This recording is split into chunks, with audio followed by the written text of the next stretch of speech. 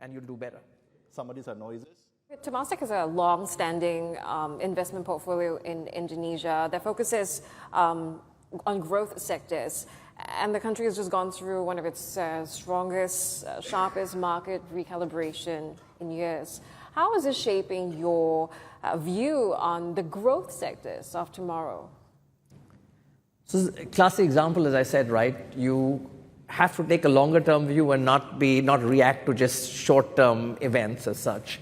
Clearly, you've seen already the government spoken about addressing some of the issues that have been raised, and I'm pretty confident that will happen. For us, we continue to look at areas which we think will give us returns over the long term. So, again, if you think of Indonesia, some of the investments we've done, Siloam Hospitals, Sociola, domestic businesses relying on the domestic consumer, we just see under-penetration in these areas and therefore long runway for growth.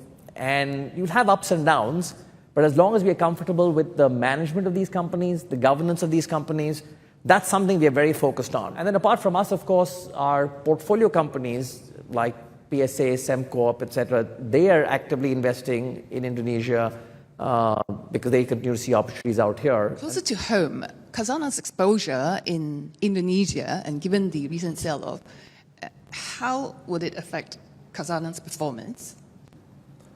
Indonesia, we are here, the biggest country in ASEAN with almost $1.5 trillion GDP.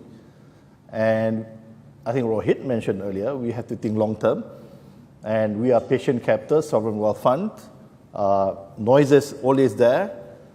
We are invested via our companies, Axiata, through now Excel and Smart, CMB via Niaga. We have our public market team here, also continue to invest in Indonesia. So will remain an important country for us. Again, as we said, some of these are noises. If you asset managers, because the index, you have to react. I guess for asset owners, we have the privilege of thinking long term.